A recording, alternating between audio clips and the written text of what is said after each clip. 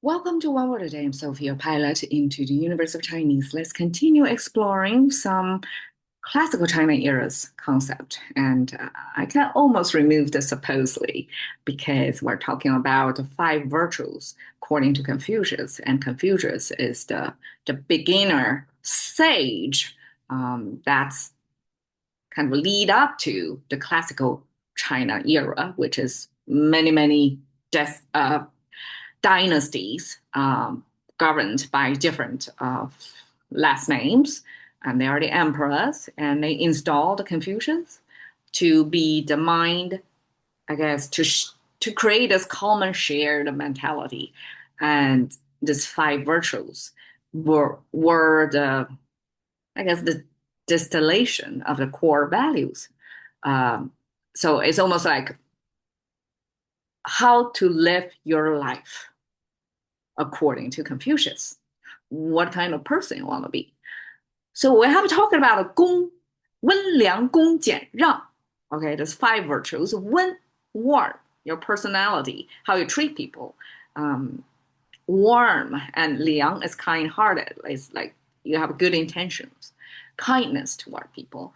And then 恭, respectfully, respect their boundaries, where they come from, non-judging. And 俭 is to respect resources, respect the things. You don't overconsume. You consume with frugality. That's 俭. Now, 让, I translate it as let. Let in English is a magic word, right? It's such a simple word. Let, three-letter word. And it can be paired with so many meanings. And let, most commonly, like let go, right? Release. And Chinese, 让 is kind of like this. It's almost like what Taoism espoused as 无为, like not taking action.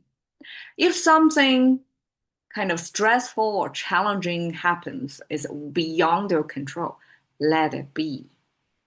And so it's almost like a passively, you just wait it out, not taking actions, not to try to mess around with the forces that's beyond you. And this 让 is kind of like that, except it's between humans. This is interpersonal letting. Let them. And I find this let, this 让, is almost, it's still kind of a dominant, very much of the personality of Chinese. This let, this almost like you're retreating, you're falling. I find that on myself a lot. I retreat, I tend to retreat, not instead of lean in, right? Like, what's her name? Sandra, something, author about the females. Stand up, speak for yourself, lean in, become a decision maker, be influential, be powerful. Like, don't retreat, like, go for it. Instead of that, it's the opposite direction. It's almost like I'm retreating. I'm not going to the front. I'm going to let the spotlight on somebody else. I'd rather stay in the dark, unnoticed, and just quietly do my work. And I think that illustrates a lot. Like I'm still finding myself behave in that way. I'm putting myself in front of camera, in online on YouTube. It's almost like a counter to that because I really would otherwise sink to the background, unnoticeable, unheard. So, anyways, 让. You can see contemporary Chinese. This 言字旁 means speaking, and traditional just fully spell out what speaking is. It involves with mouth symbol. And in 2,000 years ago, it even draw out a tongue. So tongue, mouth, two organs that's in charge of speaking. And then there's two sound bites in there between heaven and earth, sound bites traveling, and that's the result of speaking. So all that got further detailed, higher definition. But in this contemporary simplified Chinese, when I see this one dot, this shape almost like letter Z, except it's truncated. Um, that's speaking. Anything related to that is about speaking. And then the top, the right side, in contemporary Chinese, that means shang. That means up, on top of, and simply benchmark at the bottom line here, and anything stand above it, it means it's on top of that spatially. But as I explained in Jian, the Chinese back then already see society as a pile. So somebody is on top, somebody is at the bottom. And so this rang, this shang, not only spatially, sometimes transfer to human society. It's almost like you let other people to be on the top, and you, I guess, quietly sink to the bottom. And that's my reading for the simplified Chinese version. I don't know the scholar who, when simplify from this complicated structure to rang to this, simply because the sound of it, of this three-stroke letter, sounds like shang, right? So it shares the ang, the on sound. So it could be sound maker, but if we explain that, rang would be place other people on top of you. Well, it doesn't sound right, but before you, let's say that. Like other people have it before you. So traditional one and 2000 years ago give us a little bit more, not a little bit, a lot more definition there. So here, the top, one dot over this arch, and bottom of this structure, we see that a lot. So I can tell you, together, both the top and the bottom part is one thing, which means clothing. And Chinese clothing, if you've seen the traditional costume, now we call it costume, but in everyday life wear back then, the clothing back then is wrapping this fabric and kind of one side above the other. That's the collar, how the front collar will look like. And that's a feature easily recognizable. And we put that into the character. People can tell this is clothing, right?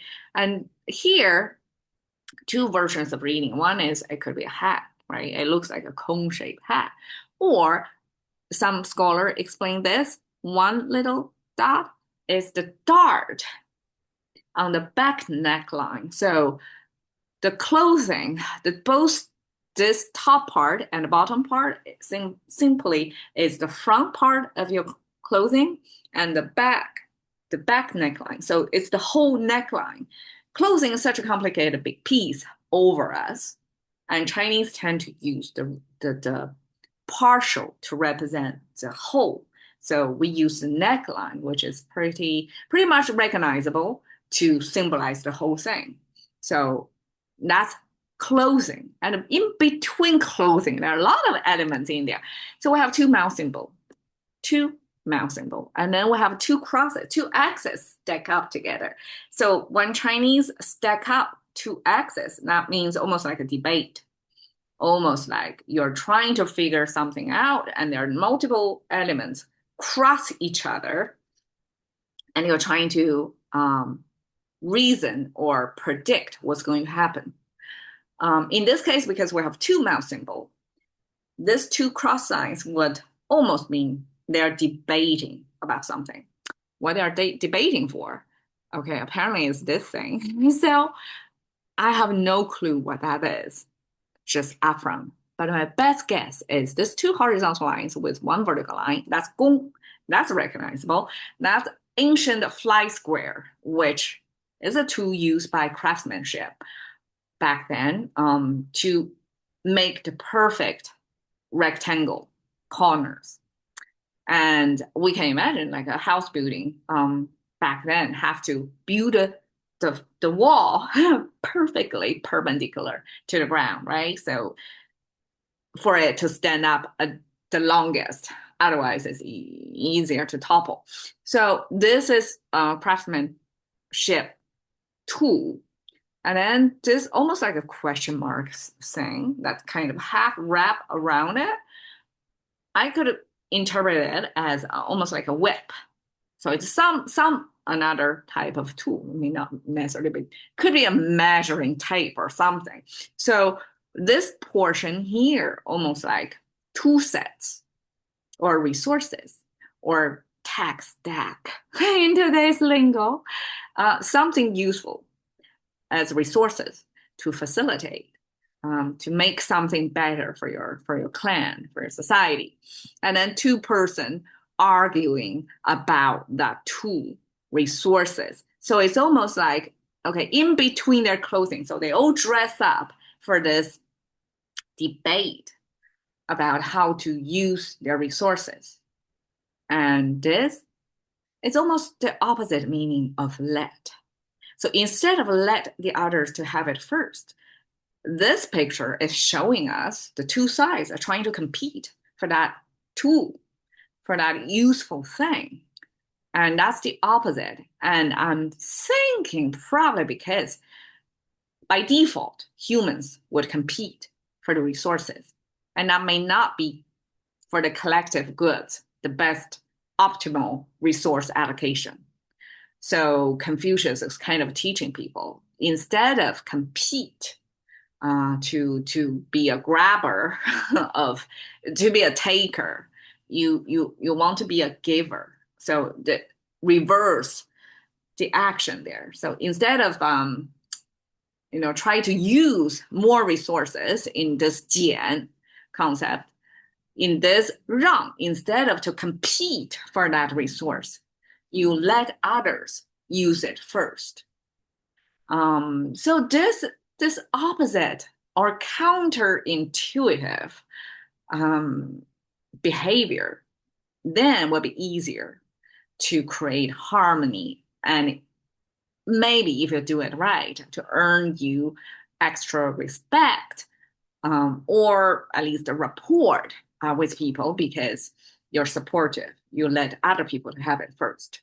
And it created a good cycle, like goodwill around you. And that's 让. And that's what let is. It's like let them have it first. 谦让, 谦 means modest, verbally modest.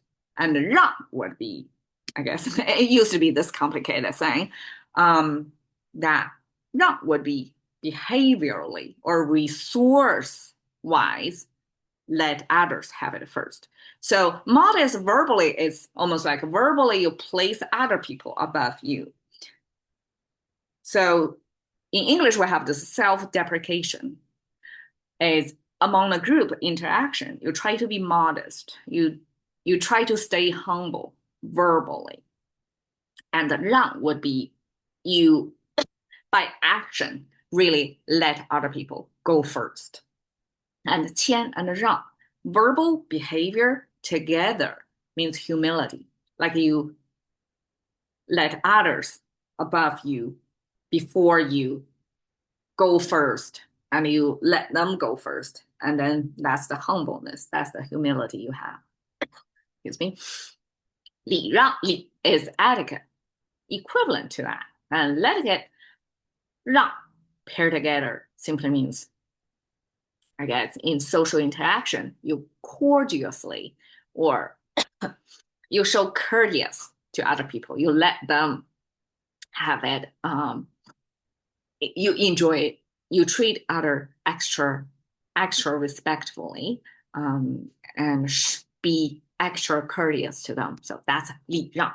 出让, 出 means out. You give out. You take it out, right, among your possessions, and you let other people have it. Okay, logically it would be like that, but in contemporary Chinese use, 出让 actually doesn't mean you donate it. You take it out of your possession and let other people have it. Instead, there is a monetary transaction there. So here it's almost like post-market resale. So you have it something, 出让 means you no longer use it, but you want to have you want others to have it, but they have to pay you. So that's what 出让 is. And 让, I try to ask what's the best image of this let. This photograph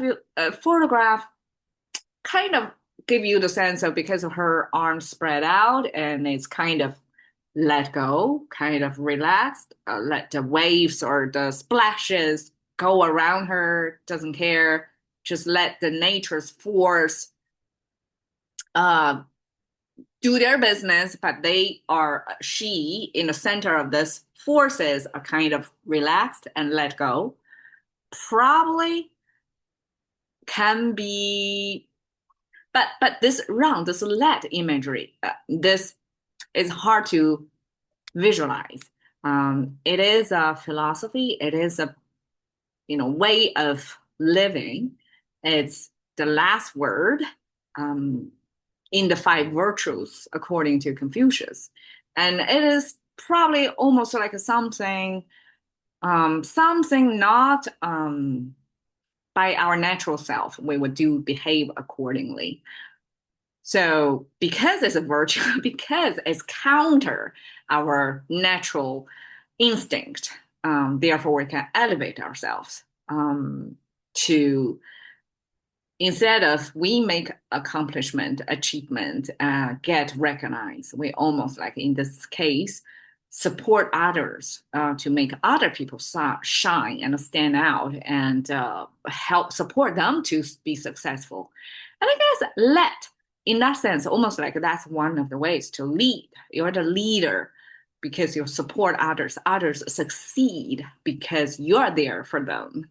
And that's, I guess, contemporary, relatable way of how to practice 让. Thank you for your time. See you another day.